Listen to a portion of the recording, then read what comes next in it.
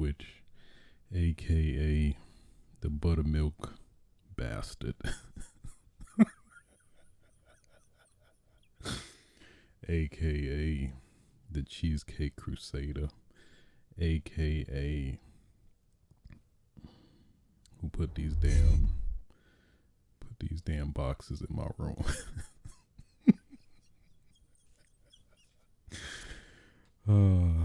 AKA the undisputed, uncontested social distance champion. Bringing you yet another episode of Switches Sights. Episode 101. Let me teach you something. Today's date is April 20. April. I want to say April 4th, but I'm like, the 4th is the month. So y'all excuse my moment of I don't even know, just mental loss. April 22nd, 2021. Man, this week has been fairly crazy. Probably the biggest one of this week for sure.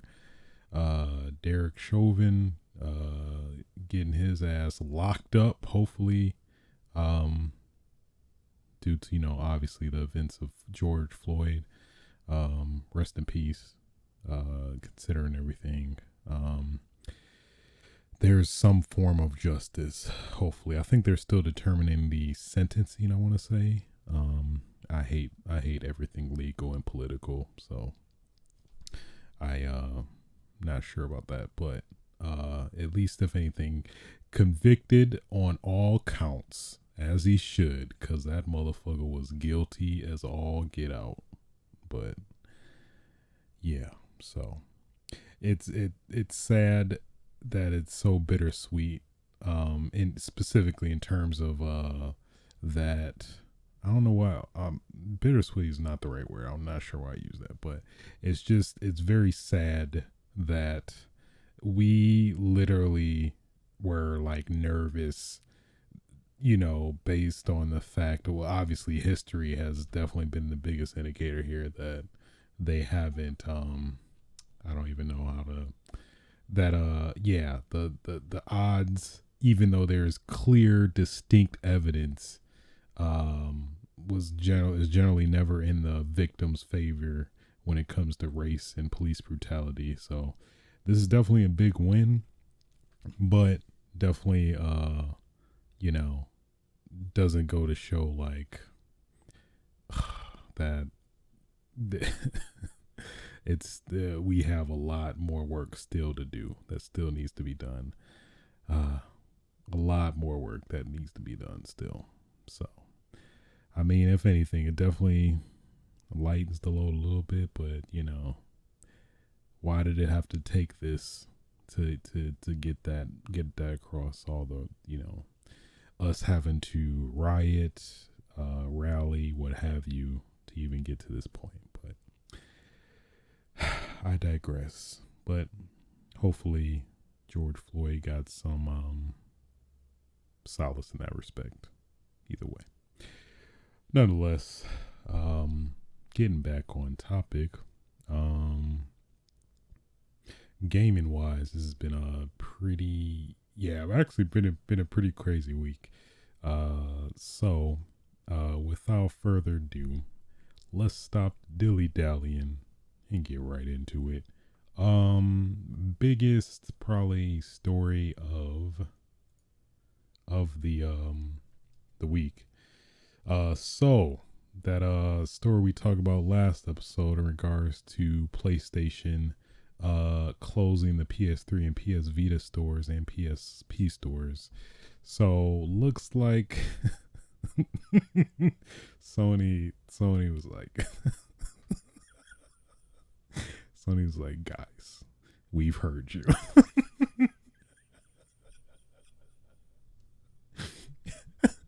Guys, we've heard you. You've made your opinions clearly stated. Let me stop paraphrasing and actually read the quote. I'm gonna do it. I'm gonna do it in the tycoon talk though. I got to. It's only necessary. Okay.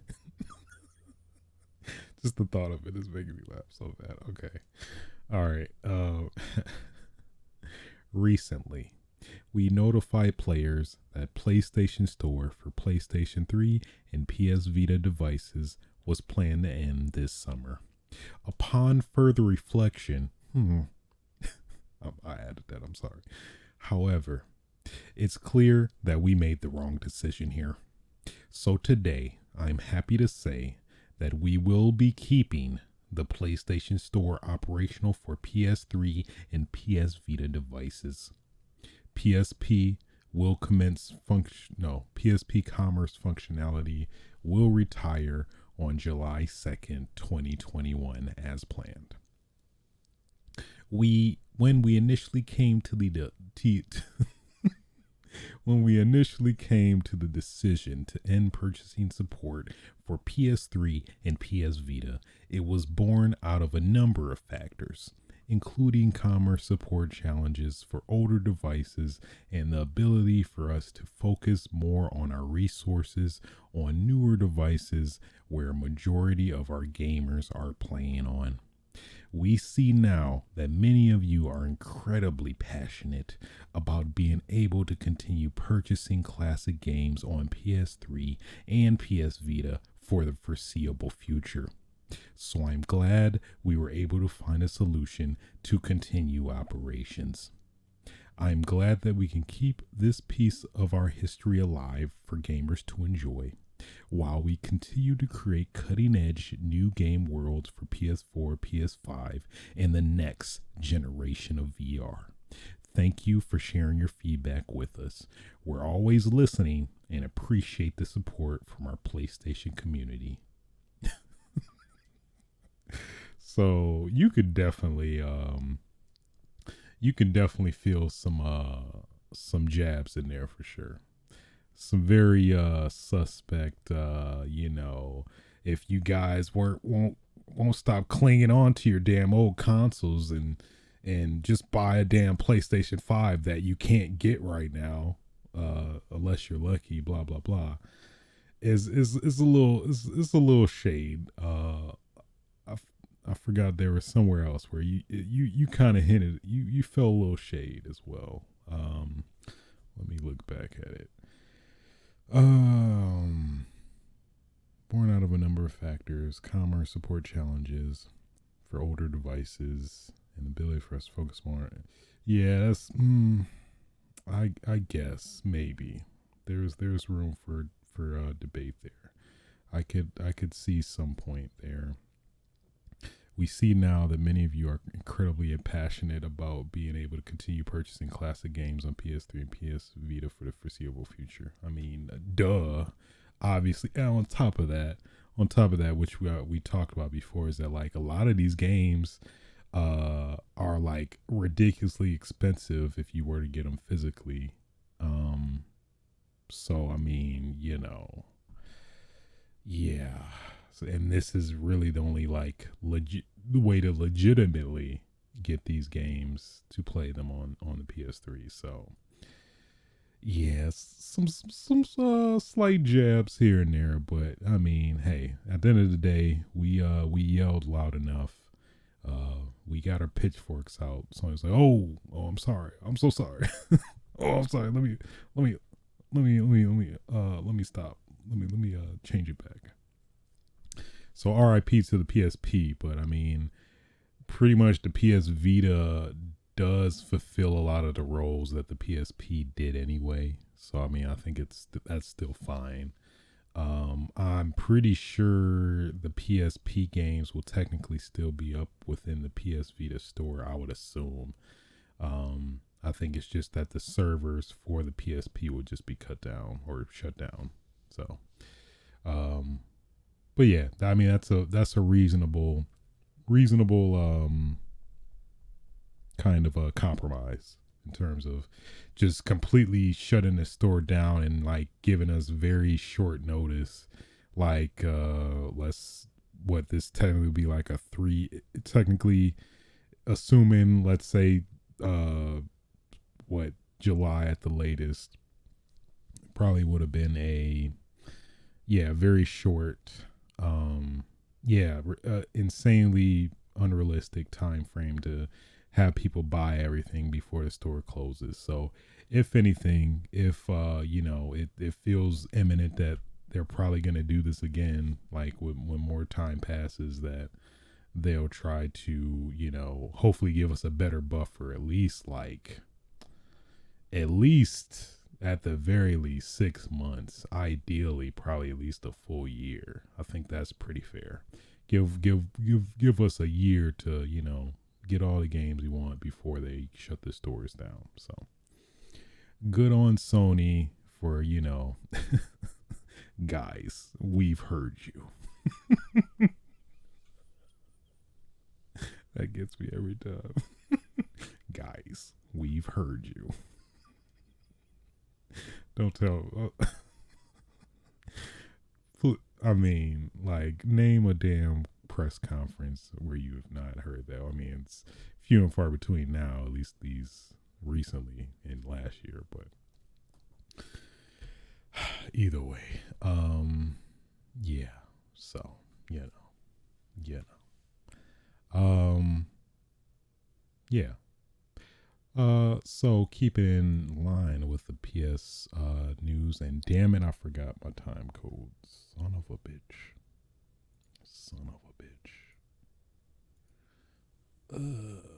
We'll say 12. 12.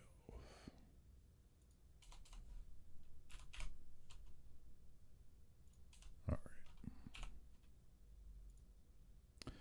Okay, so apparently, I mean, given the juggernaut that's Xbox Game Pass, as like, the equivalent of Netflix, if you will, nowadays, for games, definitely a lot of speculation has been going on with what is Sony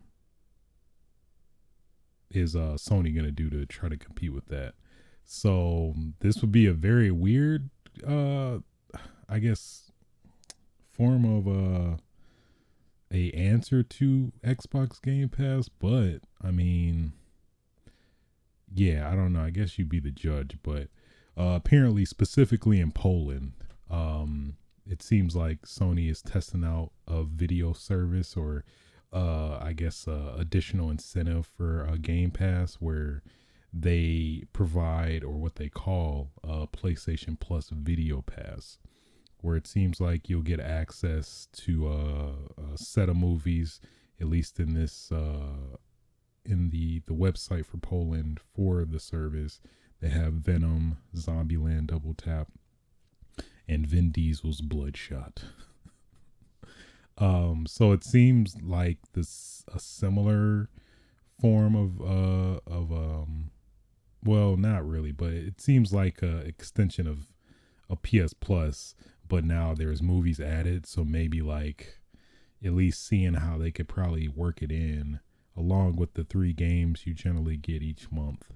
They might give you, these 3 movies you can claim, or technically claim each month to watch after that or whatever. At least I would assume, but it's very weird. It's obviously not a direct competition to Game Pass if this is the answer, but super weird. Especially when you factor in that, like, most people who have maybe I don't want to say that, but I would assume most people that have a gaming console generally want to play games on it. Of course, obviously, media consumption being like a secondary use for it in terms of watching streaming services and stuff like that. But just a weird niche I feel like they're trying to fulfill that isn't necessarily, wouldn't make any I don't know, rumbles or shakings or earthquakes, if you will. It just it yeah, it doesn't make sense. But this is according to VGC, Sony could set to roll movie and television content in a PlayStation Plus subscriptions, according to content briefly uploaded to its website. A logo of the PS Plus, PlayStation Plus Video Pass was published on Sony's official website today, along with the following description and in on the Polish website, now removed. That's interesting. A new benefit available for a limited time on PlayStation Plus, PS Plus Video Pass. Trial service active April 21st to April 22nd. The subscription benefit is available to PS Plus users.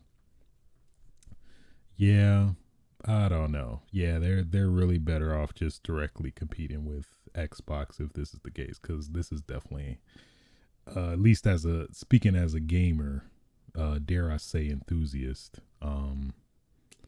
Yeah, this does not sweeten the pot at all for me.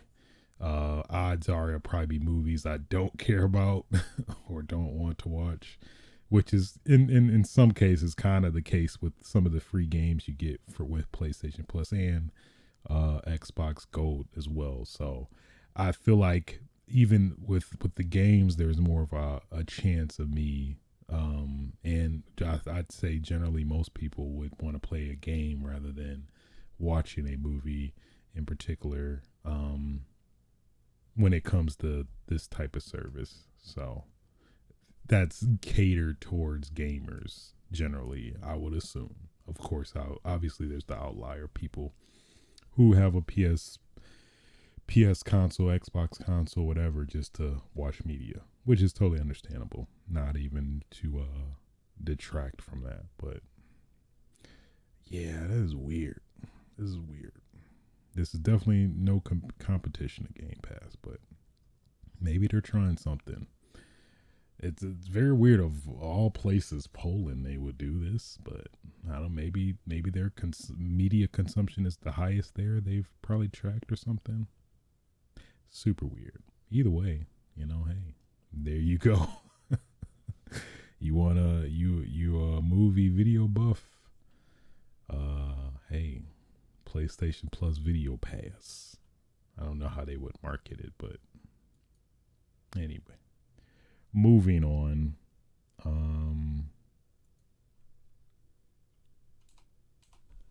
If I can now remember to do my time codes, because I haven't been, and I feel very bad about it. So Microsoft had I guess pretty much a big event called Gamestack Live. I think this is kind of technically an ongoing thing that's like gradually going out throughout the years, at least that I wasn't aware of, at least until recently, until some of the developments they provided here. But with Gamestack, I think it was a live event, and it seems, which also makes sense, is that it seems to be catered towards game devs, and I assume indie devs as well, that are just making games for the hardware, the Series 6. I gotta name it that every time now for the multi-platform. But there was some interesting highlights when it comes to that, specifically.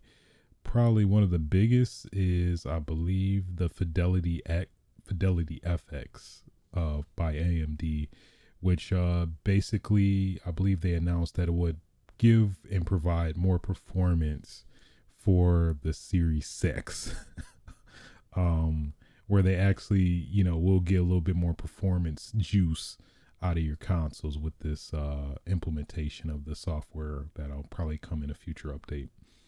And I think NVIDIA had something similar, not maybe a 1-to-1, but somewhat of a similar addition that's coming down the pipeline, I'd assume, is real-time ray tracing, which at least in terms of example was used with Minecraft.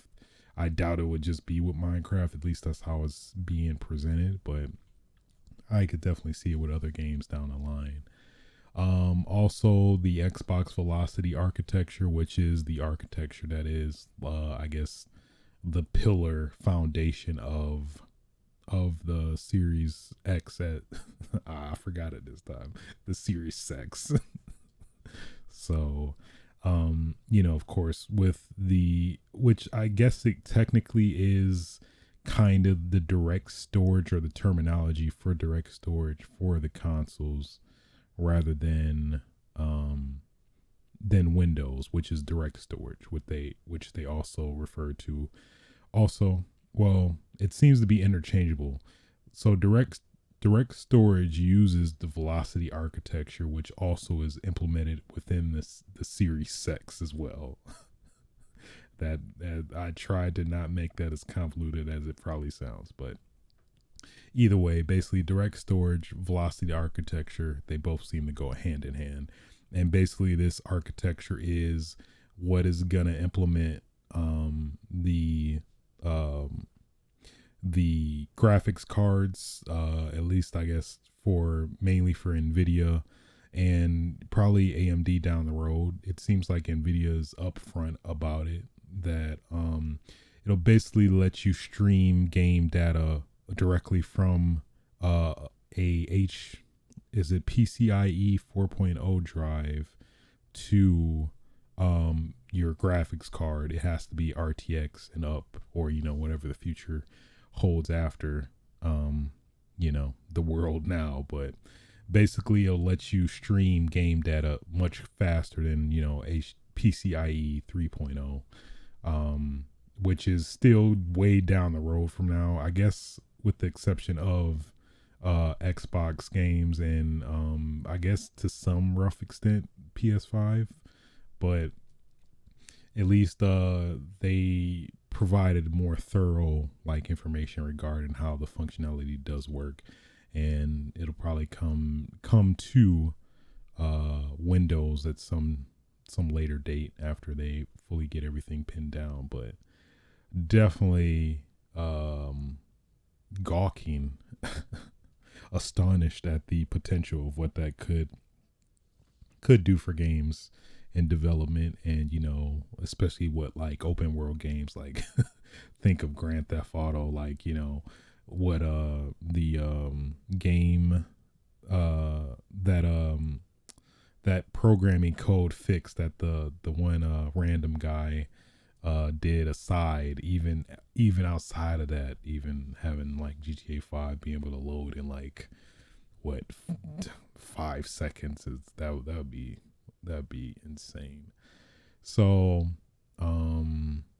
yeah, outside of that, not to try not to make this too technical or over people's heads, but it definitely seems like a lot of cool stuff they're doing with Xbox when it comes to development on both the PC side as well as the Xbox console side, as in addition to. So I love it.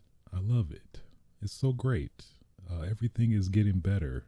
We all want to be optimized. We want to be, maybe just me. I mean, at times I've wondered if what would happen if I had a cybernetic arm. That'd be kind of, I just uppercut people and their head fall off.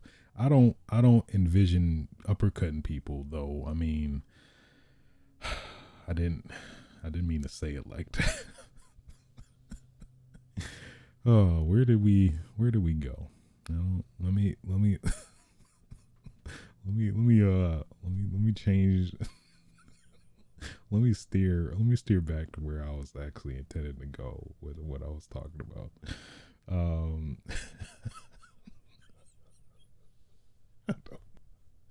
I don't know how we came to getting a cybernetic arm and uppercutting people's heads off, but you know what? Hey, we're here. I'm just gonna accept it.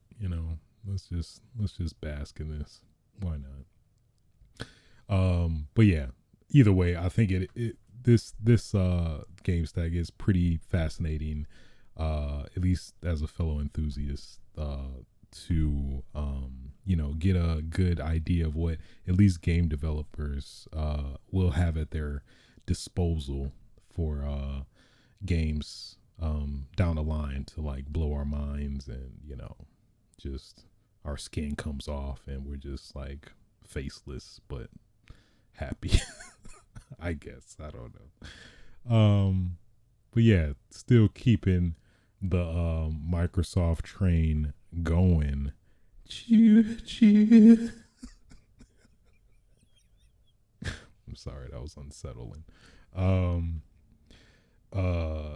Microsoft also, in terms of the the travesty of the Xbox Live Gold requirement, or no, I think this was like a couple months ago with the whole Xbox Live fiasco, where I believe they were hiking up the price, like I think by double. And hey, us gaming fans, we very vocal when it comes to, hey, wait a minute. Now wait, you no. Microsoft's like, oh man, I'm sorry, man, my bad. I'm so sorry, man. Man, my bad. You know what? Let's remove Xbox Live Gold requirements for free to play games. So they did announce that. It seemed like a very like I don't know, abrupt type of, oh man, we're so sorry, we fucked up. Okay, yeah, this probably guys, we've heard you.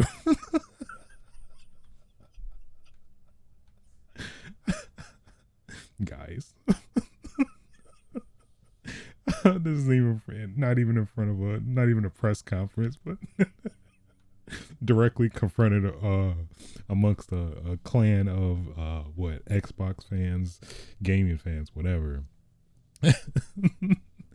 guys, we've heard you. Xbox Live Go requirement for free to play games is being removed today. So I thought this actually happened already, but I guess it didn't, given that now we did get news that it has been removed for free to play games. So I believe Warzone, Call of Duty Warzone, Fortnite, Apex Legends, and Destiny, which I forgot Destiny did go free to play technically, are all able to be played without an Xbox Live Gold subscription, which definitely, I mean, from a competitive standpoint, between the PlayStation 5 and the Series X, seems to definitely make, at least specifically the Series S, way more appealing, considering that's a very cheap price point, if that's really your only intention of playing games. Or even the potential possibility of dipping into Game Pass as well. So that's pretty cool, pretty awesome.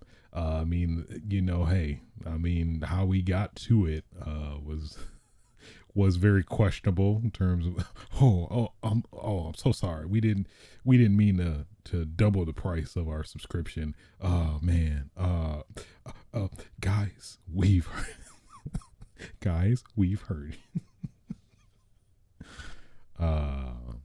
Yeah, hey, either way, at the end of the day, we got Xbox Live free for free to play games, so good on them specifically. Moving on.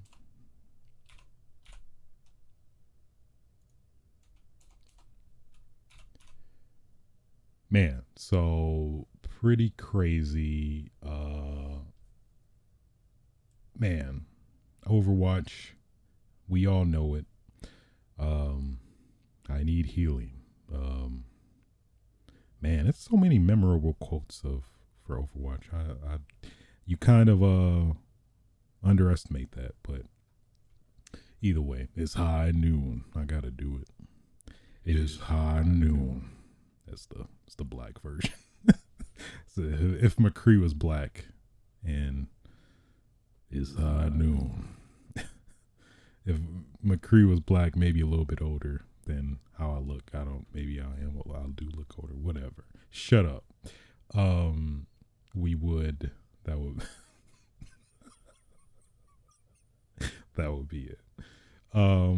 But some pretty crazy news, at least in regards to Overwatch. Jeff Kaplan, who, at least for me, I've always associated as the heart soul of Overwatch, is decided to leave the company after, I believe, 19 years with the company, and that is crazy. So he's being replaced with Aaron Keller, who's another fellow veteran and founding member of the Overwatch team, and he'll be stepping in as the game director going forward. But I guess what makes me suspicious, or dare I say sus? I don't know, man. That's sus. Is just the departure of him just seems weird and off. Yeah, because I mean, like, in terms of their official statement from the site, you have Aaron's statement. Greetings, Overwatch community. Jeff's been a great leader, mentor, and friend. He knows how much we're going to miss him. I've been lucky to work alongside him and the rest of the Overwatch team for many years and building something that continues to inspire people all around the world. And I'm honored to carry the torch forward. I love Overwatch. I'm sorry, I could. From our first pieces of concept art to the first maps we built, to the first time I was able to run around as Tracer, who at that early point shot laser beams out of her eyes, this game has just clicked with me. I love its inspiring, hopeful, beautiful world worth fighting for. I love its characters, larger than life, colorful, powerful, and global. And most of all, I love the fast, fluid gameplay requiring teamwork, situational awareness, and quick decision making. I also recognize that making games at Blizzard has always been a group effort and never about just one point of view. Together with the rest of the team, I feel fortunate that we have a deep bench of development and creative leaders, numerous veteran Blizzard artists and designers, and some extremely talented new blood as well, along with tons of support throughout the company for the live game and for Overwatch 2. Speaking of Overwatch 2, development is continuing at a good pace. We have an exceptional vision we're executing on. The reaction from many of you to the updates we shared at BlizzCon Line thrilled us, and we have exciting reveals planned for this year and beyond as we ramp to launch. We'll be sharing more frequent updates about Overwatch 2's progress and new features in a live game with you all very soon. While I have no pretenses about filling Jeff's shoes, I'm excited to step into the game director role and continue to be part of a team that's putting all of its heart, talent, and focus into the next iteration of Overwatch. And I'm honored to continue serving this incredible community. Aaron. So what's really making me curious is, while I have no pretenses about filling Jeff's shoes, that terminology just seems just a little weird. But going from that, we're tremendously grateful for Jeff's contributions over the years. Please see a personal note from Jeff below. He says, I am leaving Blizzard Entertainment after 19 amazing years. It was truly the honor of a lifetime to have the opportunity to create worlds and heroes for such a passionate audience. I want to express my deep appreciation to everyone at Blizzard who supported our games, our game teams, and our players. But I want to say a special thanks to the wonderful game developers that shared in the journey of creation with me. Never accept the world as it appears to be. Always dare to see it for what it could be. I hope you do the same. GG, Jeffrey Kaplan. That last line, that makes you wanna tear up a little bit. I'm not gonna lie. Just never accept the world as it appears to be. Always dare to see it for what it could be. I hope you do the same. Oh, Jeff, don't you? Oh, I ain't gonna lie. That made me feel some type of way. Just reading it out loud, you know. just knowing how synonymous he's always been with Overwatch, it's it's kind of sad. But I mean, we don't know what happened. At the same time, he literally could have been planning this a long time down the road. Even before BlizzCon line or whatever, he just had a set date, and maybe from a media standpoint wanted to try to keep it as under wraps as possible until there was a better preferred time to reveal it, to not detract from Overwatch 2's reveal or further details at BlizzCon line. So it's weird, but I mean, recently with some of the Blizzard Activision stuff, I think the head of Blizzard left as well, I want to say a month or so ago too. So I mean, at the same time, I feel like it could potentially just be some button heads of devs that some creative differences that seems to be the common terminology used for when just straight up two companies, or especially I would assume companies combining, attempting to becoming one in unison, a synergy, if you will, seems to possibly be part of the issue, maybe, but we don't know at the same time. At least maybe just Jeff was just good. He's just maybe retiring early, which I don't see that. I feel like he's probably still gonna go somewhere and make something else or something, which I also understand. I think some developers just are tired of creating the same thing and just need to create something else to ignite another spark to keep going, which I think may potentially happen too. So yeah, man, it's sad. It's sad knowing how much you could tell he really genuinely cared for the game and the development of the game and the community, and especially with all his monthly just his periodical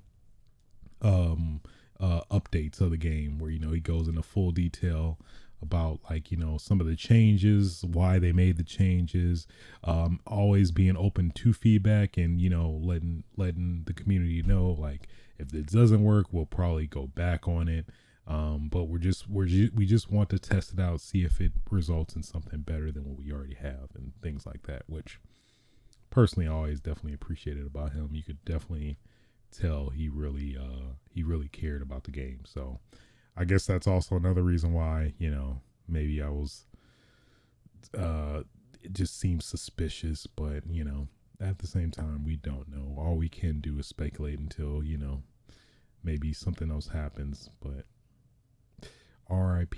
I don't know. It feels like he's dying, but it's I know he's probably still going to be around to some extent, whether it be in another game that I might genuinely love and thoroughly enjoy. But it's sad. But definitely wish him the best in his future endeavors. And yeah, definitely appreciate his work on probably one of definitely of my favorite multiplayer games. Overwatch. So I guess in regards to the state of Overwatch 2, I think that's probably the biggest question maybe a lot of people have. I don't think it's gonna affect its development in any big way. I think obviously they had a lot of things in mind, and again, we don't know what happened specifically when it comes to when Jeff actually technically departed with the company, and now it maybe just was made public. So I mean, in terms of when it comes to game development, which obviously I have no clue about from that end, I can only be somebody from the outside looking in, but I would think that a team, it definitely takes a team to make a game. So I mean, there's a lot of very critical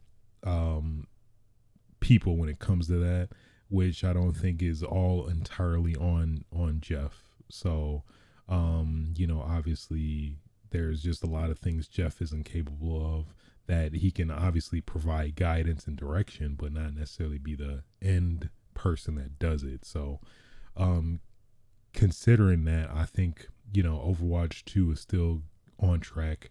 And I think company wide, they didn't implement like a lot of people that were planning to, or they were ramping up actually, in the game devs for the game, I want to say, which I partially maybe could have been why there may have been some disagreements with that, in terms of maybe making the game, putting more, I guess,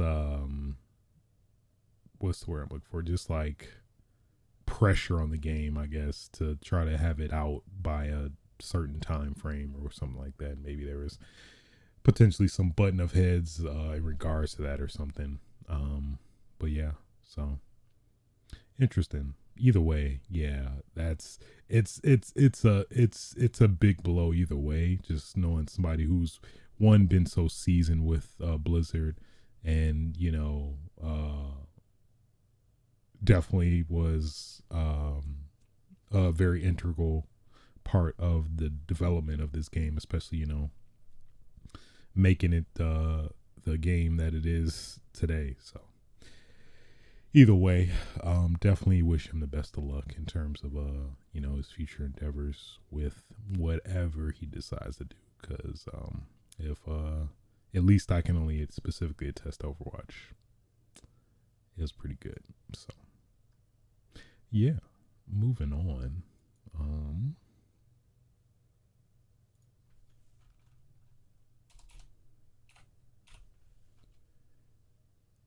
I'm doing good with my codes, because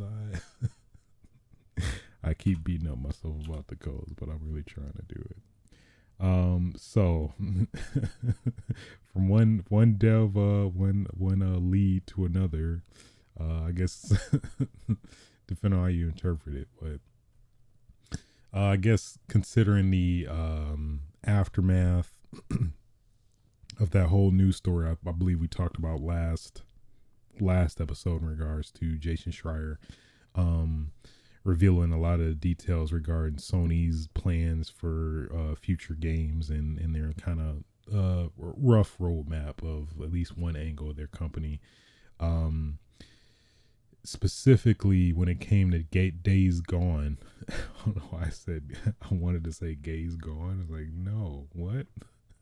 Either way, for Days Gone, the lead of that title, I believe it was an interview with Jeffy. Yeah. So the creative director of Days Gone, I'll just read this here. The creative director and writer of Days Gone has said that players should buy games at full price if they like them, instead of waiting for them to go on sale or be given away as part of services like PlayStation Plus. John Garvin was speaking to game designer David Jaffe on Jaffe's YouTube show. For those that don't know, David Jaffe is basically the creator of God of Kratos, the for the original game. I think I briefly talked about this last episode, but he created Kratos in the first game, but I think maybe due to creative differences or whatever, he left. And then Corey Barlog stepped in, and I think he pretty much made every game since, I believe. Could be wrong, but I'm pretty sure that was the case. So with that kind of in mind, he asks, have you heard anything about any meaningful uptick of engagement with Days Gone since the game was added to PlayStation Plus collection on PS5? And he said, I do have an opinion on something that your audience may find of interest, and it might piss some of them off. Garvin replied, if you love a game, buy it at fucking full price. I can't tell you how many times I've seen gamers say, yeah, I got that on sale. I got it through PS Plus. Whatever. All right, let me keep my composure. Jaffe responds, but how do you know you love a game until you've played it? And then Garvin replied, I'm just saying, you don't. But don't complain if a game doesn't get a sequel if it wasn't supported at launch, Gavin replied. It's like God of War got whatever number millions of sales at launch, and Days Gone didn't. Just speaking for me personally as a developer, I don't work for Sony. I don't know what the numbers are. I'm totally probably just taking that completely out of context in terms of my tone, but at least how it was quoted, it seems like. Yeah. So, but yeah, that goes in line with the news that pitch for Days Gone 2 had been rejected, which I'm pretty sure we talked last episode about. Prompted by David Jaffe, the game designer known for creating God of War and Twisted Metal. I forgot about that. Yeah, Twisted Metal as well. To host video interviews with Days Gone directors on his YouTube channel. Last week he had Jeff Ross, while yesterday it was John Garvin's turn. Who also he directed the game and wrote the game Days Gone. And then he revealed he left Sony Bend merely days after the game's release in 2019 of April. Wow. Yeah. So, which I think this is also fairly insightful as well. Jaffe asked him how he took the first wave of Days Gone reviews, which he replied, considering I think the reviews were it was at the time, I recall them being like very mediocre. It was either, people loved it or hated it, or they were just like very lukewarm on it. But either way, he said, I took it hard, to be honest, because again, this is just the reality of Sony. Metacritic scores everything. If you're the creative director on a franchise and your game is coming out to a 70, you're not going to be the creative director on that franchise for very long. Damn. Which is, I guess, since he's no longer with the company, that I guess kind of shows, which is, it's kind of unfortunate. At least, it definitely, when I played it for like maybe 3 hours and then dropped it. But I know since then they made a lot of improvements to the game, which I never gave it a fair shake. But I definitely plan to, at some point. But I mean, I understand that aspect in terms of,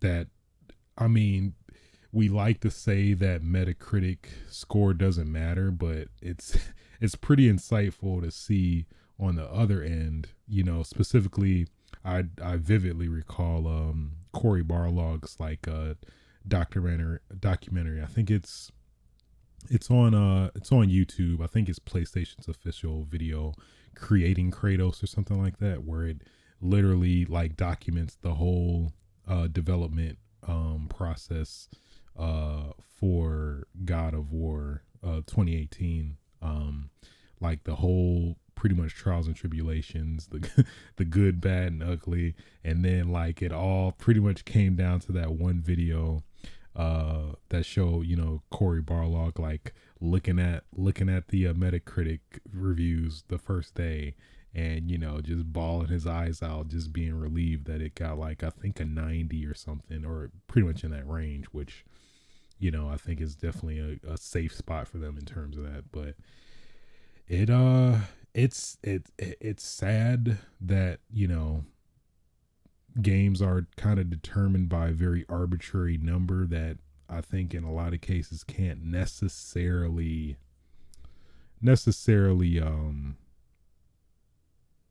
did accurately determine a game's quality, but as a rough general, I guess not vain, but yeah, I guess vain like look at a game's quality, which I think spawns these issues. But I know I mean, at the same time with Days Gone, it definitely did have a lot of issues at launch. I do recall buying it at launch as well, and I think that's partially why I dropped it. That yeah, it had some technical issues that I just didn't feel like messing with at the time. And I think maybe some other games came out. I think it probably also was competing with some big hitters as well that I don't recall. But either way, all that combined comes into, that does factor in, that yeah, you can't tell people to buy a game at full price if they're not interested in, because I think we all do it. It's literally a lot of games I've seen and or come across. I'm like, yeah, I definitely would buy that if that was like, at like $30, $20, whatever, which, that's a realistic thing that'll happen. That it's it's a little I'd say in bad taste to yeah, if you love a game, buy it at fucking full price. That's a little too harsh, it's a little too abrasive, people got lives, jobs, responsibilities. They can't be just spending spending money on a game. They're like, I don't know about it. I'm gonna buy it. I'm gonna buy it at full price though. No, that's not how the world works, unfortunately. So I understand where he's coming from, but yeah, that's it's a little harsh. You probably, if the game was not as buggy, or yeah, pretty much buggy at launch, and I it definitely I from what I've heard, they definitely made vast improvements to the game's quality though, and as well now I think they also are releasing Days Gone on PC soon as well. So hopefully maybe that might bring it back. You never know. I mean, I we are a very vocal community where could bring some things from the dead. Maybe not all things, but hey, you know, it could be like what Twin Peaks, where it's like a very cult. Yeah, I think Twin Peaks, I believe it had a really good season, and then the second season was really bad. Or towards the end, it soured a lot of people's smiles, and then, oh yeah, that's what it was. So they, I only know this recently because I was watching up some documentaries of it, but the first season was really good. Second season, or no, before they made the second season, I think they were getting pressured by the studio to tell them to reveal the killer, who the killer was, who killed Laura Palmer, if you know. And they weren't ever gonna do it or something like that, and that's I think a lot of what the appeal of that show was. And then come to find out, they were forced to. They reveal who the killer was, and then bam, they like everybody just stopped watching after that. To my understanding, so pretty much before the, I think they did that like halfway through the second season, and then like viewership like tanked and all that, and then come to find out like what years, decades later, the show became a cult hit and everybody loved it and ranted and raved about it. So it's yeah, so I mean, hopefully maybe that could potentially be Days Gone. I mean, from the plot, I definitely found it interesting. What Sons of Anarchy and a zombie apocalypse is definitely a very unique angle. And I love me some zombies, so I mean that's what got me.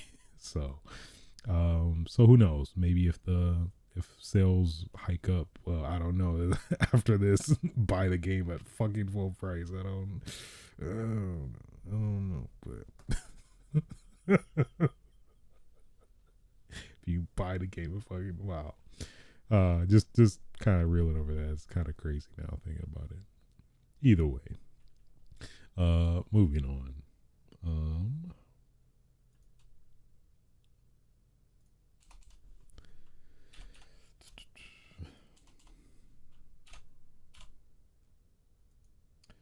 All right, so man, them Metal Gear Solid, well, Metal Gear reboot rumors seem to be holding that water because apparently in an interview with David Hayter, who's obviously, if you don't know, probably the most iconic voice actor. Well, I'd say, yeah, in general for gaming for sure, but who's, I mean, for me personally, is literally Solid Snake. I can't see anybody else as Solid Snake but David Hayter. I mean, even, yeah, the whole Kiefer Sutherland thing, that was just weird and off, which I think was also a hindrance to Metal Gear as well. But yeah, so in an interview on YouTube with David Allen Gaming, they basically talk about a lot of stuff in the interview, including Kojima and just in general his career in Metal Gear. But they do touch on the fact that he's talking about it. But I guess the concerning thing is that he hasn't been necessarily contacted about it in terms of like, hey, we want you to do the come back to do the voice of Solid Snake, or Big Boss, whatever. But yeah, the fact that he hasn't been contacted about it is concerning. But at least in that, he did state that he's heard that it's been a thing, basically, that it seems like it's actually a legit thing, which, coming from him, that's kind of crazy. But the fact that he's not involved, I think that's a bigger concern, if anything, since it would yeah, that would mean it would be somebody who isn't David Hayter, and it's like, that's not Solid Snake then. It's not David Hayter, who is it? So that's a huge concern, I'd say. I mean, yeah, you can't have Solid Snake, a Big Boss, without David Hayter. It's literally some characters you can actually replace, but it's like others you literally can't. Like, that's like, that person is iconically will always be that character. Like, Sam Fisher is always Michael Ironside, even though, like, I think in Splinter Cell Blacklist, they changed him to somebody else, which was, again, there's like, nope, that's not my Sam Fisher, not my Solid Snake. Yeah, I think Michael Ironside has some medical issues or something at the time, which I think that's why they decided to not use him. But yeah, it's hard. Yeah, it's just some characters are, I like, it's like literally no way you cannot. Maybe if you literally try to emulate their their whole speaking style, whatever, dialect, accent, but even then, still, it's really no way. So I mean, on the good side, at least, yes, that maybe we're definitely getting a Metal Gear reboot. But on the other side, it's like, at what cost? Where it's like, we can't even get the most iconic character that's known to be Solid Snake, Big Boss. Yeah, that definitely has me very concerned. I mean, part of me is very excited that Metal Gear is potentially coming back, but the other side is with the factor that he may not actually be Solid Snake is not Solid Snake. That's concerning. So, but at the same time, we're not sure if this is gonna be still, like, it's still a rumor, of course, but if this actually gonna be a Metal Gear Solid remake, or personally, what I would want more is it to be a Metal Gear remake, like remaking the first Metal Gear, which, I think that just leads to a lot of options and opportunities to, like, get, very creative with stuff, in terms of, You have the definitely the template in terms of the whole like plot and story of the original Metal Gear, and you can totally just go crazy, like seeing things now in a whole new perspective, what people envision what the original Metal Gear will look like now, or back in the day, but with modern day graphics would be crazy. Personally, that's what I would want. And this would take place after. Yeah, this takes place after Metal Gear Solid 5, so that will make the most sense to me.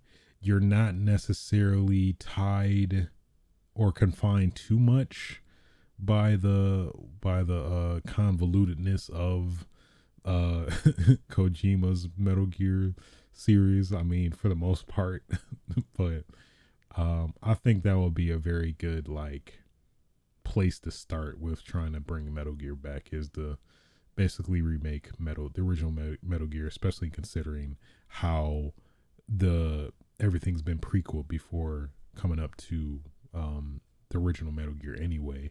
It just seems that would, personally, I think that would be the best place to start for it. But I would be lying to you if we also, they didn't bring Metal Gear Solid as well. I mean, I'd welcome either or, definitely, but from a preference standpoint, I think it overall would make sense for Metal Gear to be remade, the original one, to just give a lot of everybody, especially people that never started with Metal Gear Solid and haven't played the original Metal Gears. I think that also would just be a great opportunity as well from that standpoint.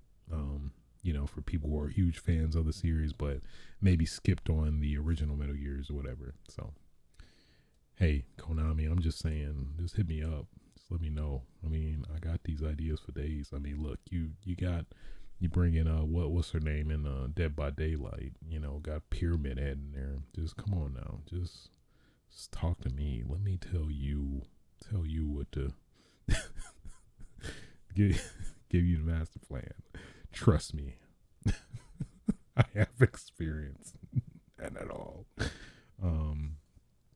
But yeah, that's at least my 2 cents on that. So pretty cool. At least at the very least, we at least get a Metal Gear remake. But I must be very hesitant now that potentially, allegedly, David Hayter may not be involved, but. Maybe it could be, another angle potentially could be in maybe the so early stages that maybe he wasn't axed yet. And maybe they also wanted to keep it a secret, that maybe they didn't want to include him yet, maybe. But then again, I'm not sure how that whole process works before they involve voice actors into the process yet. I would think it would, because I would assume they want to get their input on maybe some aspects of the character, essence of the character as they're making the character, potentially. Maybe I'm wrong on that. I know they for sure make the character and then they try to find the actor for the character if that hasn't already been established yet. So, yeah. Nonetheless, hey, I mean, yeah.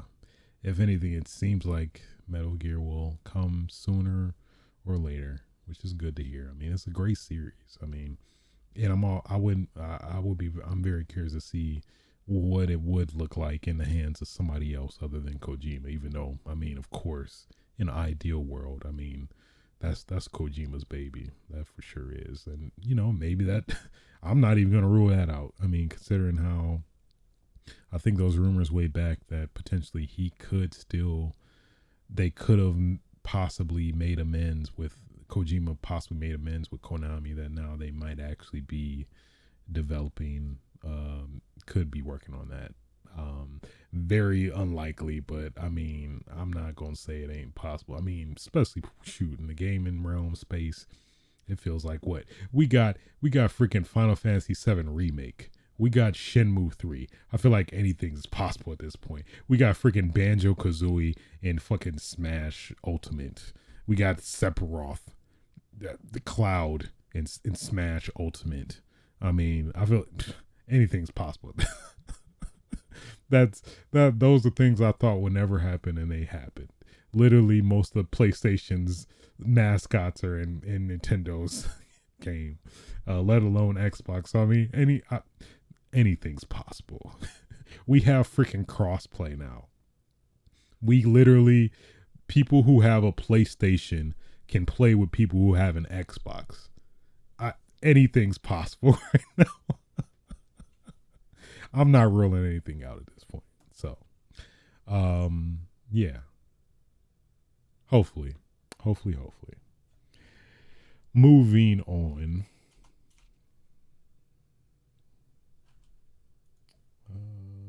Lost track of my damn code. I feel like an old man. I feel like a 50-year-old trying to podcast. Well, the damn code.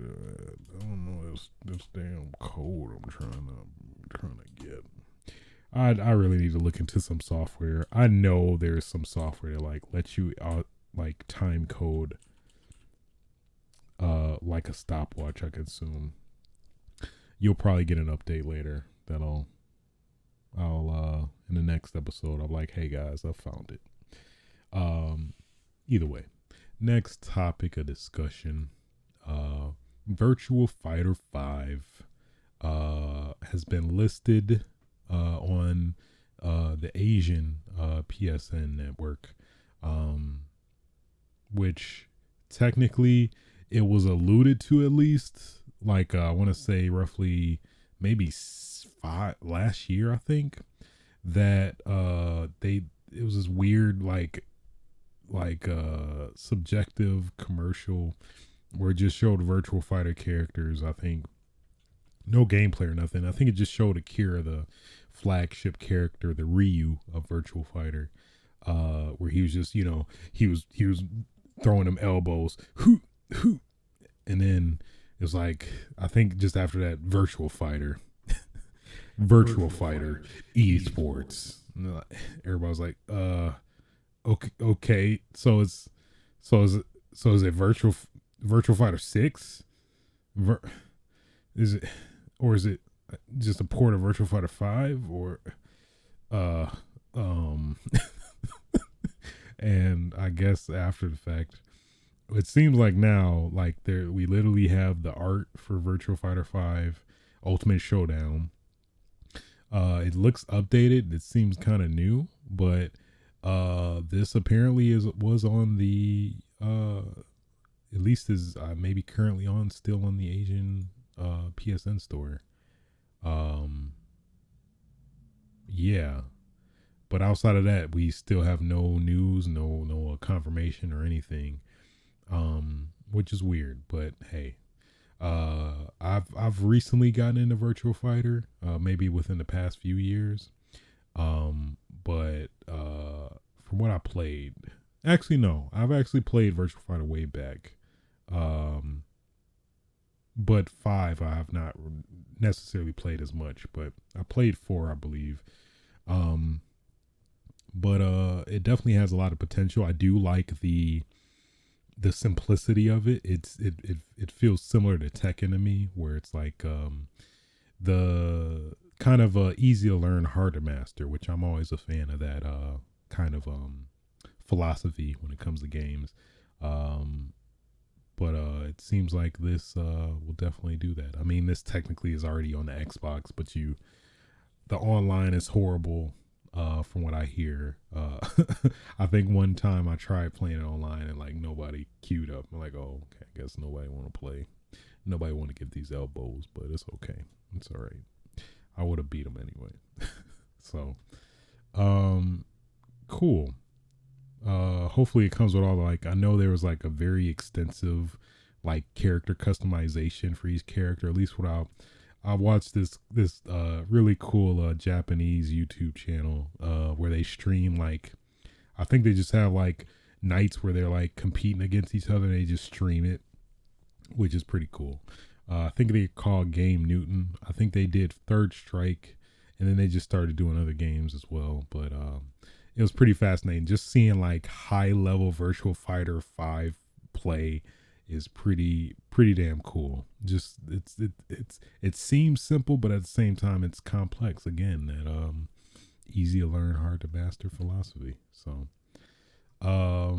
pretty cool. But another interesting tidbit I think that also kind of was well, I guess just in coincidence with it is for Yakuza 6 and Yakuza Like a Dragon, apparently I believe this is specifically the PC version. There is a way to essentially unlock the game to play it like on its own, more or less. Or I think it's probably just a hack to play just Virtual Fighter 5 by itself, which I know a lot of people like literally just want to play, not even play Yakuza, but just want to play it because it's a way to play Virtual Fighter 5 on a PS4 currently, at least, or whatever respective console, I guess, other outside of the 360 slash Series S sex. So yeah, very interesting coincidence, but it seems like this could potentially just get patched out, but it basically is just a simple code that I believe you put in, I'm assuming the INI file that will like let you literally just instantly boot up Virtua Fighter 5 over Yakuza 6 and Like a Dragon, supposedly. So pretty cool. I mean, I always appreciate Yakuza for that, like keeping like some of these legacy classic games. I mean, what they've been sleeping on, I mean, Streets of Rage. I mean, you can't easily access that game a lot now too, though. But I mean, if they got Streets of Rage in there, put some achievements you can get in Streets of Rage within Yakuza. I mean, it does get meta in that game. There's literally challenges in Yakuza tied to like getting a high score in some of the arcade games and stuff too. So anyway, I digress. But yeah, pretty fascinating stuff. Yeah, I'm definitely gonna support Virtua Fighter if and when it comes out. I'm not sure about this whole esports angle because that's like, I think the first thing you need to make sure you have down pat if you want to make this a esports angle is like that online needs to be perfection, needs to be flawless, seamless. Gonna have some GGPO net code, rollback net code, rollback net code that doesn't roll back. It's like, whoa, that's really rollback net code. But yeah, it really definitely needs to be competent because I feel like specifically for fighting game nowadays, online is literally make or break. Will make or break your game at this point, especially in the times we're in with COVID and whatnot, where there's a way more higher dependency on online. I think it's definitely crucial and very important for them to nail that. If this is to be true and what it is, hopefully it's not a worst case scenario. It's just like, oh yeah, it's Virtua Fighter 5. We don't have the online though. You can only play locally. It's like, well, what is even the point of this? Especially if they like are touting that whole esports angle. We'll see. Yet to be determined, but I mean, I'll give them the benefit of the doubt. Who knows? Like, maybe this whole time they were implementing GGPO or rollback net code. We'll see. But I'm looking forward to it. I wanna throw some people in the wall and do some combos and KO. I want to knock somebody off the stage, which is the most petty thing and most like probably noob accompanying thing is the like, man, I just want to knock somebody off the stage. But I mean, I think there's some legit scenarios where you just do a good combo and you combo them literally off the stage too. So I mean, it goes both ways, Hey, I could be a noob and just use the one stale move consistently and be cheap and knock you off the stage, or I could do a fluid, elegant combo and combo your ass off the stage and feel really good, and then probably just win and quit. I don't do that. I'm just saying. I assume there's some assholes out there that do that. I'm just saying. I'm not one of them though. I'm just let that be clear. If I lose respectfully. All right, I'm gonna take that beating. I won't like it or appreciate it, but I'm gonna take it in stride. That's just the type of man I am. Okay, hey, you gonna lose. You just gonna lose. You gotta accept it. You know, you can't fully enjoy the fruits of victory without the sadness and I guess dread of defeat. I don't know. That's at least what personally I believe in, but I digress. And that, my friends, concludes news for this week. Yeah, so let's get into what I've been playing and what I have actually been playing is RE8 Village demo. So that did come out. It came out this past weekend. Oh man, I know we talked about it last episode. My God,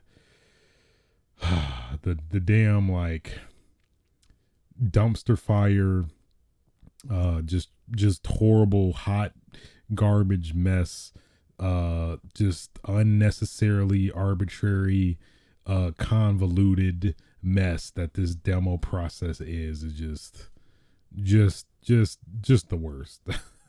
It's just probably one of the worst I've seen in a while. So just to somewhat give a semi-truncated recap of that, but basically in terms of the demo, so it and how it was presented was just unnecessarily, the whole thing is just a mess. Either way, so how the demo is scheduled or set to work is that this past weekend was the village demo, which basically is just a 30-minute demo of you exploring the village. So you explore the village and you reach a certain point. Well, that's the other thing too.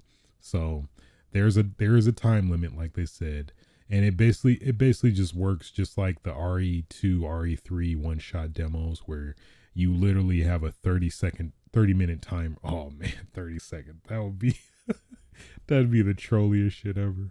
30 seconds. You just move 1 inch. Oh, thank you for playing the game. Oh no, more accurate. 30 seconds you step. Do you want to pre-order the game now? Thanks for playing the demo. Do you want to pre-order now? Are you sure? Oh, I would be so mad. I would be so fucking salty, man. Anyway. So they give you a 30-minute timer. Like literally once you start, if you pause, the timer still goes, and it still is going through cutscenes, which I think is very unfair. Like, come on now. Like, I feel like that's like game development 101. Don't have an in-game timer go on during a cutscene. That's kind of mean. I think that's just mean in of itself, but either way. So with that in mind, you either the 30 minutes will run out, or there's a certain point in the game, you get to a certain point in the demo where it will end because you've reached the end of the demo. So there are those two things. And so that was this past weekend. And then coming up this weekend is going to be the castle demo, which is roughly the same thing, but just the castle portion. And with all this in mind, these two demos are exclusive to PlayStation 4 and PlayStation 5. Then the next weekend after this one, there's going to be I forgot if they called it a full demo or something, where it's going to be both the village demo and the castle demo, where you have the option to play either 1 hour in one section or 30 minutes in both. That's still convoluted because it's like, does one demo go into the other, or do can I just spend 1 hour in the one demo instead of the other one? How does the what happens to the time? So like I said, just a hot mess. But anyway, so speaking on the village demo that I played this past weekend, it is it was cool. I don't know how to describe it. I mean, you definitely get a brief look at like the location you're at in terms of the village. It's it's kind of like it still felt like a traditional Resident Evil game or Silent Hill game, where it's like literally every door is locked, which it's now you're debating like, is this legitimately locked, or is this locked for demo purposes? So you have that. The I So that there's another factor too, where it's like with the demo, with the 30-minute timer, you can use multiple accounts. So let's say you have multiple accounts on your PlayStation. You can, like, at least what I did the first time I played, the timer ran out. I didn't even get to the end yet. But then I used another account I had and just tried to rush through the game, skip the cutscenes, because the cutscenes factor into the time, which is, I think, that's so unfair, especially if the demo is already restricted to begin with a 30-minute damn timer. Stupidest thing ever. But I digress. So with that in mind, the demo is fine.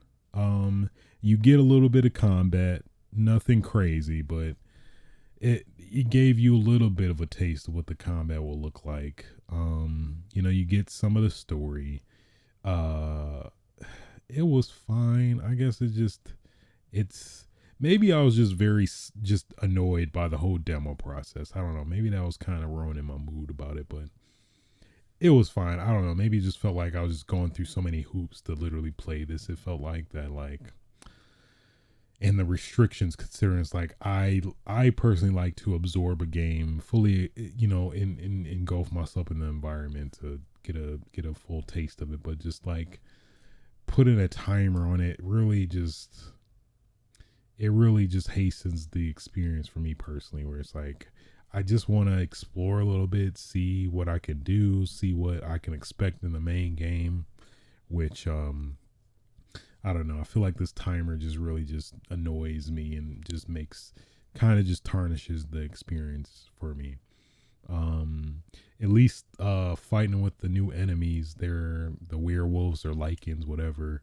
They definitely are more difficult. It feels like they do move in a manner similar to the whatchamacallit, the traditional Ganados. But yeah, they seem to move very more annoyingly. But I don't know, maybe this is due to maybe I think I felt the same way when I initially played like Resident Evil 4 and then like started to learn their patterns and stuff. But they definitely make it difficult to aim at, which I assume that's partially the intent. And the aiming does feel a little weightier than like I mean, this is coming from somebody who plays Call of Duty Modern Warfare a lot, so maybe that's factoring in. But that is a factor where the aiming does feel like intentionally slow, kind of similar to tank controls, but I guess that's yet to be determined fully. At least speaking from the PlayStation 5, the DualSense is pretty cool.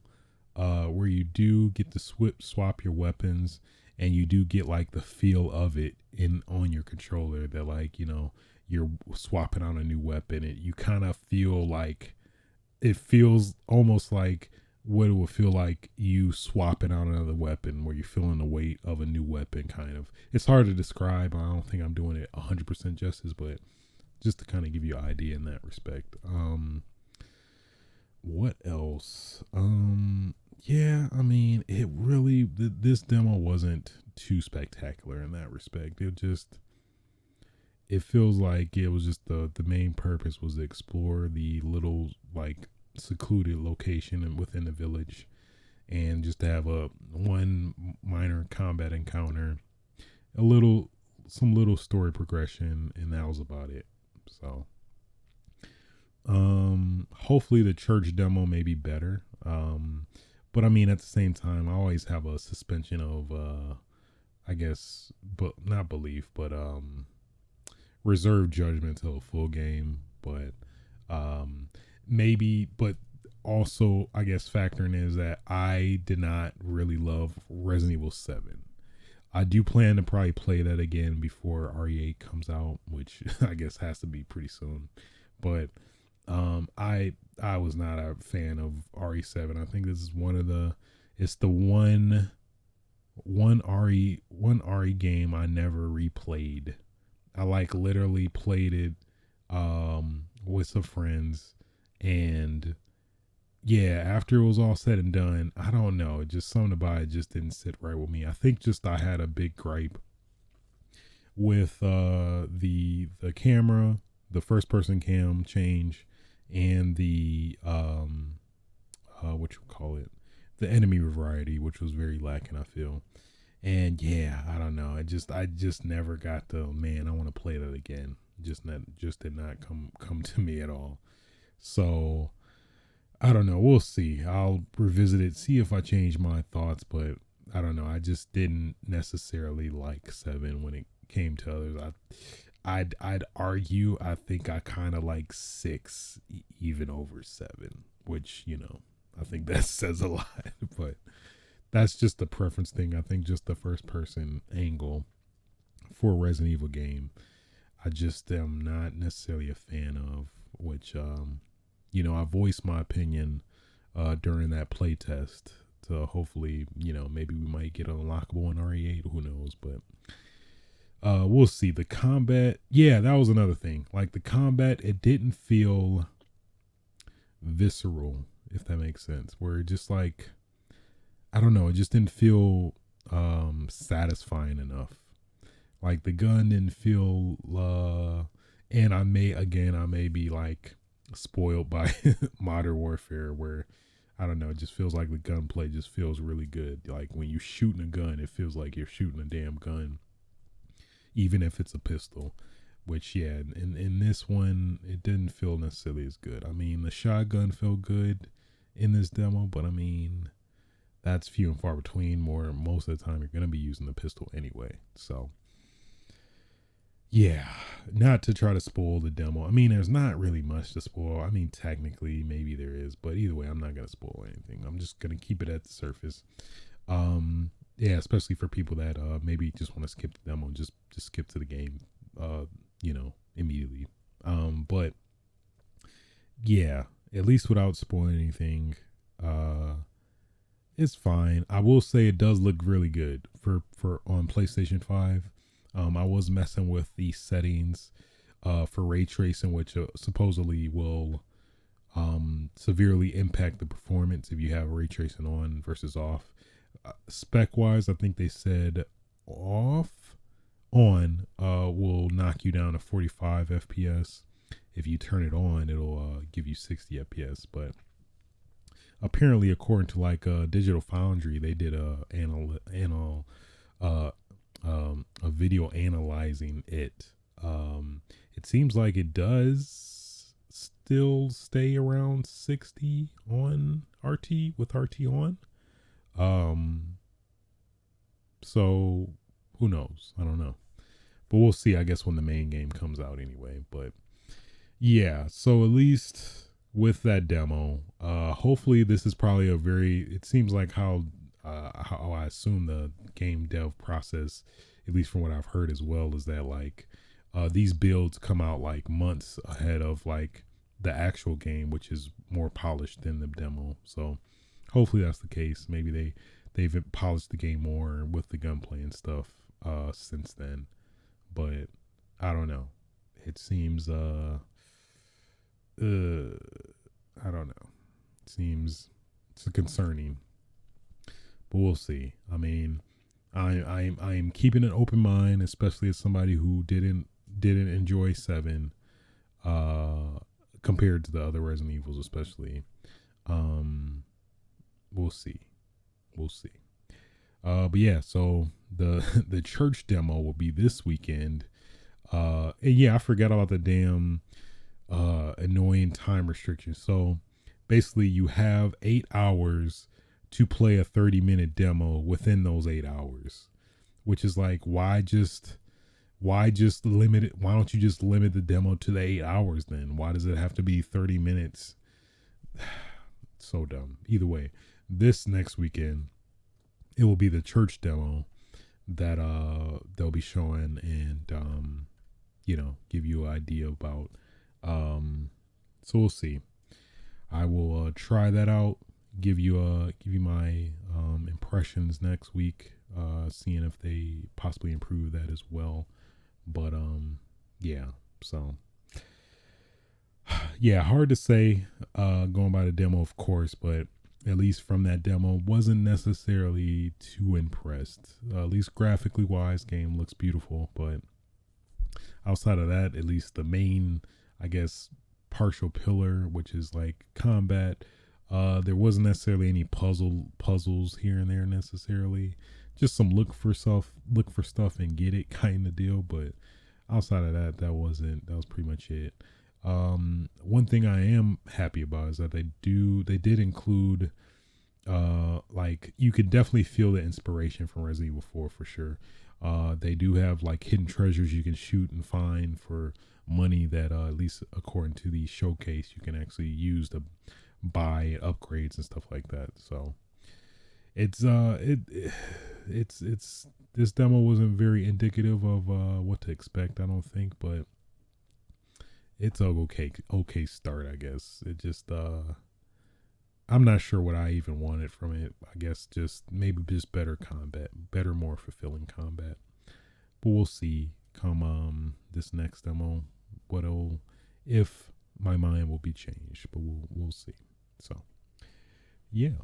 Outside of the demo, Modern Warfare, literally what I've been playing all of last week into this week.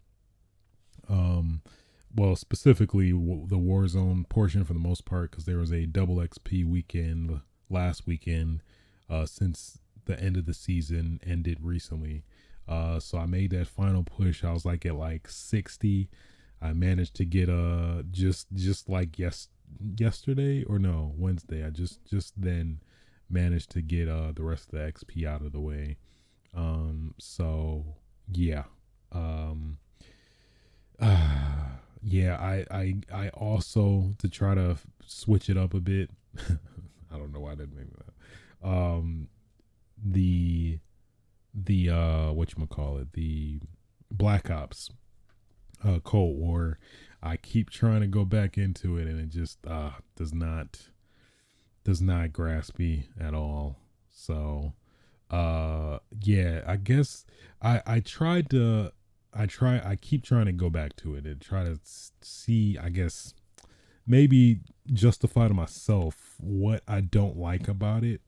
Where, I think that's always hard sometimes when you're playing some games where it's like, it's not necessarily one specific thing you don't like. It's just, it seems to more or less be a culmination of a lot of things that you don't like. But I started like realizing more so what I didn't like about Cold War, and it felt specifically like the net code to some extent, whether that be potentially a technical issue or not. But it feels like whenever I get the advantage in terms of seeing the person first, which I think traditionally when it comes to multiplayer games, going by that rule, and you aim and do the proper steps to win a firefight, it seemed like with Cold War, you seem to instantly die, like, and it not feeling fair, if that makes sense. Where it's like you're in a firefight and you initiate the firefight, but then you instantly, excuse me for hitting Mike, you instantly die after that, which I never seen that in Modern Warfare in all the games I've played, but in Cold War, it seems to be like literally almost all the time. There's some exceptions, but majority of the time, I feel like whenever I get into a firefight, I instantly die without any, like, I guess feedback of actually shooting the person back, which maybe that could be attributed to, I know they added the health bar into the game, which I thought, nah, that just doesn't seem right for a Call of Duty game. But I don't know, I feel like I may give it another shake to try to fully, because yeah, I'm literally at that point where it's like I want to really like the game, but I don't so far. And I've literally been playing Modern Warfare all these times to, I guess, kind of satiate my desire for a Call of Duty game every year. So yeah, and then it was another factor, going in turn with that factor of not liking the gunplay. I thought maybe it's just my connection. So I do have a Net Doom router, which is like a really awesome router for like a gaming enthusiast. That if you play a lot of multiplayer online games, it essentially helps cut connections to servers that, like, if you're matching up a game and they for some reason put you on a server in, like, I don't know, I'm totally shooting stuff, but like Zimbabwe or something, and you like, I don't live in Zimbabwe, why would you connect me to the server in Zimbabwe if I'm in LA? So it helps with stuff like that, but you can also limit your connection to like a specific area. So like, let's say I only want to play with people in California, I can literally there's a roadmap in the router's UI where you can literally like sanction off who you connect to be only within the, like, California. So I even tried that. I didn't do it as strict as California. I like pretty much did it to the west. So even did that, literally made no difference, it felt like. So I'm like, I guess this must be how the net code is, either that or there's just some other issue. So it bothered me to the point I'm like, you know what? Let me do a little bit of research on this. So I like ended up like coming across a YouTube video that basically explains what seems to be potentially the major issues, that the tick rate is why that happens. Because they were showing literally the issue I was having, where I would see the person first, raise my gun first, at least according to my screen, but instantly die, not even have a chance to shoot the person, which in some games, some scenarios, you totally understand. It's like, okay, I didn't get my gun up in time. My gun, like, sprint to fire time is really slow or whatever. But in these scenarios, it was, one, way too common, and two, you could tell that it doesn't seem like that's supposed to happen, basically. So that pretty much was the case. Still haven't necessarily figured out. I just got so frustrated with the game. I'm like, yeah, I'm good. And I just went back to Warzone, which that's another thing I kind of have a gripe too about, where it's like, even though they include Modern Warfare's multiplayer into the progression, letting you progress through the game using Modern Warfare multiplayer, but whenever they have the double XP events, they won't give the double XP to people that play Modern Warfare's multiplayer, which is kind of annoying, because it's like, I love Modern Warfare's multiplayer way better than Cold War so far. So it's annoying where it's like, double XP, they force you to play a game you don't want to play. So at least somewhat of a balance is being able to play like Plunder in Warzone, which I played a lot of, which I generally don't do. I generally stick to Modern Warfare's multiplayer, but considering the double XP and the rush, I was trying to complete the battle pass. that's what came to be. So we'll see. We'll see. Maybe I'll do some more research, but it seems overall it just seems to be like a hit or miss thing. Because I mean, at least from a general like Call of Duty enthusiasts, fans, it seems like a lot of people. I guess I'm still kind of unclear about it, but at least some of the big top people that I like follow in terms of Call of Duty news and updates and stuff, they seem to like it. You know. But then again, it's like these people also don't like modern warfare, so it's like that's kind of where I guess our opinions differ. But yeah, so that ongoing trial continues, and now with the release of season 3 that just dropped, I think today or yesterday, now it's like all the content that they releases for Cold War, so it's like do I guess I have to try playing Cold War again and see if I maybe like it this time. But yeah, we'll see. Do some more research. Just try to figure out why I don't like which is way more time than I should give any game. But, considering the state of this game and nature of this game, that's where I'm at. Pretty much literally no other game. Of course, obviously, for sure, single player, I wouldn't give this a chance. But I'm at a point where I'm very curious and fascinated as to why this is happening and what I can do to actually, if I can resolve it, or why it's consistently seems to be happening. So there you go. Outside of that, also played a little bit of Gears 5. I guess they added a new mode recently called Execution 2.0, where it basically is traditional execution, but you can what can you do? Like if there is a 1v1 and you both are waiting for each other to do the move. No, you move. No, you move. They now added a factor where if both people aren't confronting each other, they will add a ring where if the first person to get in there and capture it, they'll win the match or game round.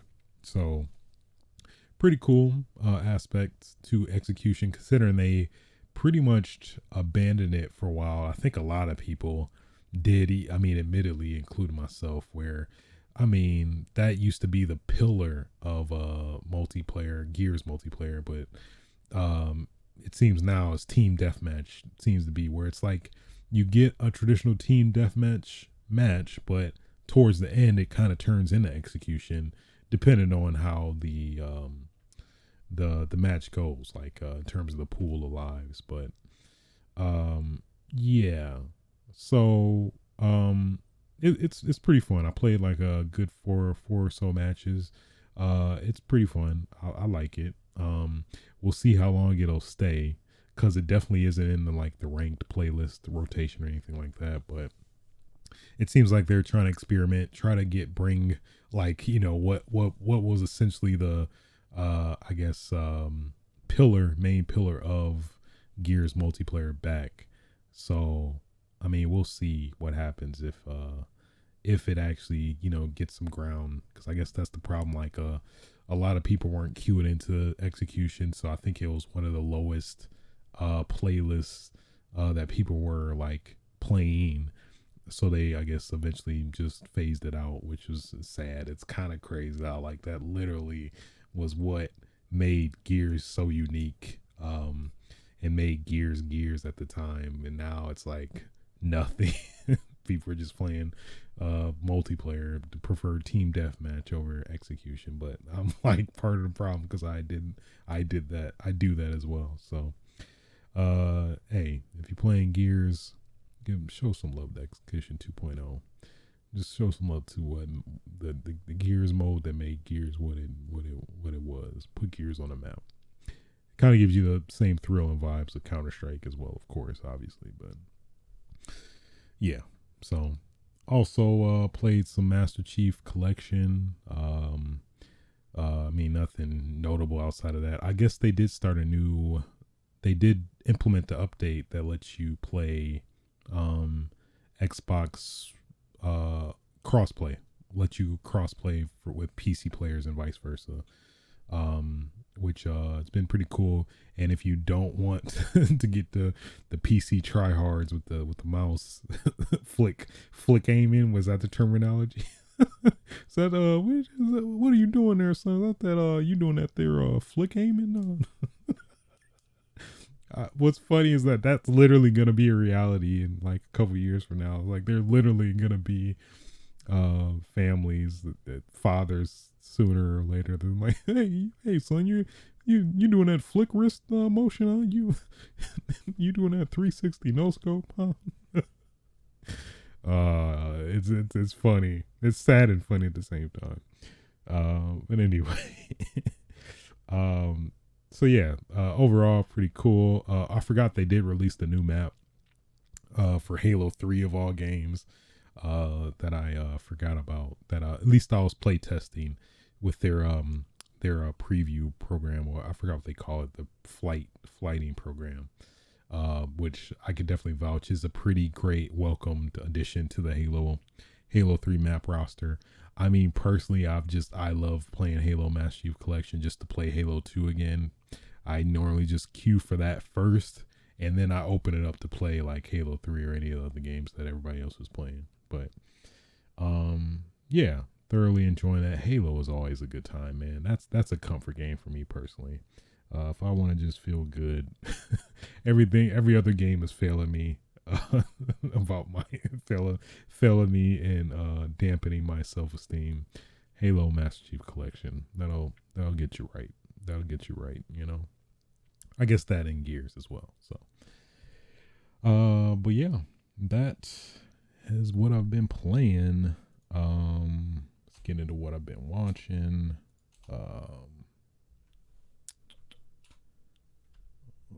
Let's see.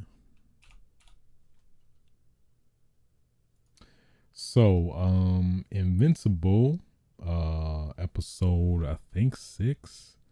Not to spoil anything. Yeah, I'm gonna try to be easy on the spoilers. Just give you some general tidbits. Pretty good episode. I think this is one where there's basically a robotic enemy, if you will. I'm not gonna go into detail how that comes to be, but it's kind of messed up. Keeping in line with Invincible as a whole series anyway. But yeah, pretty interesting episode. It still kind of goes more into the turmoil of what Invincible goes through in terms of trying to juggle real life with being a superhero. The problems of that that we all have, of course. But no, it was a pretty good episode. I did enjoy it. It felt like a traditional Saturday morning cartoon in the most rated M, rated R way, if that makes sense. It's like I got very Saturday morning cartoon vibes, but like if it was R rated, which that's totally up my alley personally. So I loved all that. So pretty good. Then of course, Falcon and the Winter Soldier. Whoo boy, this episode was really good, I have to say, man. Mainly, I mean, it was a lot of good tidbits. Of course, I guess, I mean, I'm okay. Yeah, I think I could dance around it. So yeah, basically of course, obviously John Walker from the last episode. There's gonna be some sparks flying after what transpired in the previous episode. So pretty much that did some I guess, dare I say, words were exchanged. Some physical altercations happened, and then basically when all was said and done, somebody got that shield. I guess I want to keep it mysterious who did or didn't. But I think you can put some put 2 and 2 together, divide X by Y, you might might get your answer. But yeah, so it was pretty good. I loved the segment with Sam and Isaiah. That was so damn powerful for me. Somebody, being a minority, being a black person, of getting a understanding of kind of, just bringing to light how difficult it is for a person of color in this, especially in this like realm, like of being a superhero. Kind of just that adversity that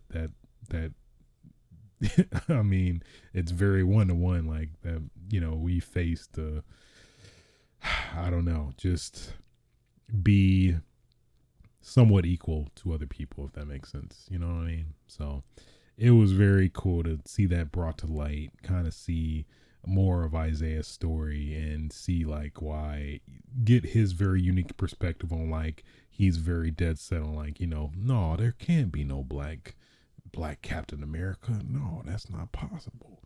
It's like you're in a delusion if you think that's even possible. And yeah, it was very powerful. As somebody who kind of can definitely identify with that kind of feeling of yeah, just trying to be, yeah, just it speaks for itself, really. Very good. And then they really were very more adamant on it, which I definitely appreciated. It's like, this is the stuff I like to see in a TV show for Marvel, where they really explore some of these honestly hard issues that a lot of people, specifically Marvel, wouldn't necessarily touch on. It's really good that they're really hitting it head on, and they are not pulling any blows or anything. They literally are directly talking about it, where generally you expect they're not gonna go full into it, but they literally are going really into it, really touching on these issues that are still happening today, which is I definitely appreciate that. It isn't all sunshine and rainbows in the Marvel in the MCU either, which is it's very appreciated to kind of bring some realism to the MCU, which I think is a really nice angle that they're taking. So props to Kevin Feige. I'm pretty sure he had some say in this too, where he's bringing more diversity into the MCU now with what Shang-Chi. We got that trailer that dropped this week as well. You love to see it. Inclusion and diversity. Personally, I'm all for it, Then of course I started getting back into Family Guy as well. I think I'm on season 17. Yeah, 17. So it's Family Guy's Family Guy. I think it's I'm trying to think of it, were there any highlight episodes recently that they don't come to mind. They're all generally just give me an occasional good laugh. I forgot it's some episode, and that is what I love Family Guy for. They just give you the most random shit that just is so random you can't help but laugh. That's kind of my favorite humor. What was it? I forgot the premise, but they were basically just out of nowhere. They started the episode off. They was I think Peter was it's weird that do you think that what is his name, the baseball player, Tiki Barber, I think. No, I think that's a football player. Basically, man, what is his name? That's gonna drive me crazy. I gotta look it up. I just got to. Ugh. I hate that I'm typing black baseball player. That something about that doesn't just sit right with me. But either way, yeah, that did not give me the results I wanted. I did black baseball. That of course is gonna give me not what I want. Who is it? Damn it, come on now. He's pretty famous. I'm thinking of is this it? No. So I'm thinking of the black baseball player with the gap tooth. And I forgot his name. I'm gonna look up Family Guy. I'm gonna add Family Guy to it because it's gonna drive me crazy.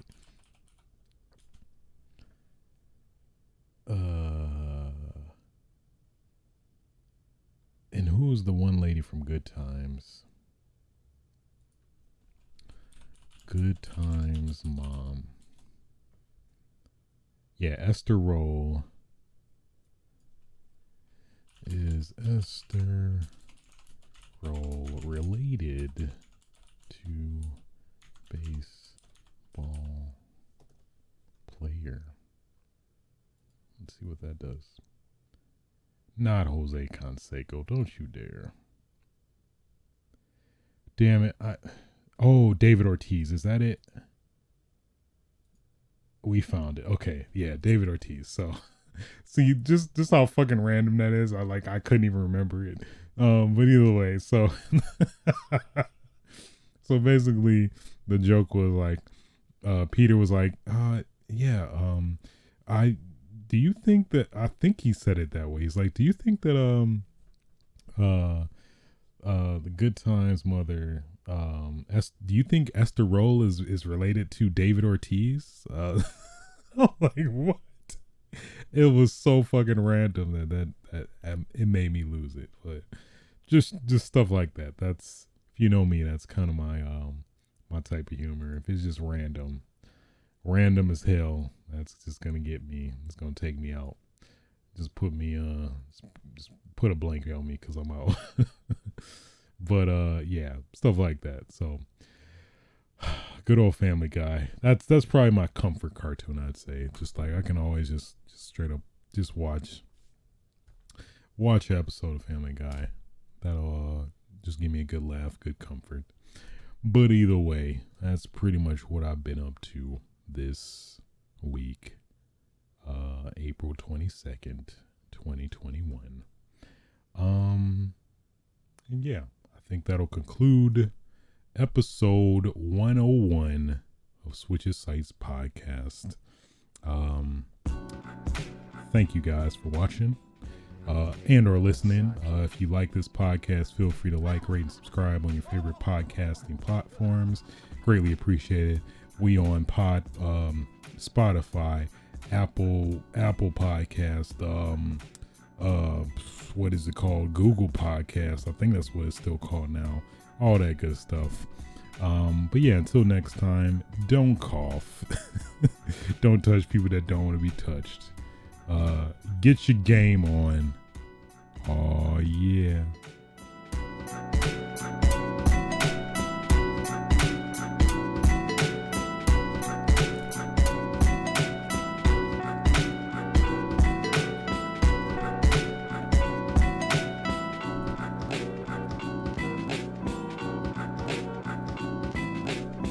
Nobody's safe.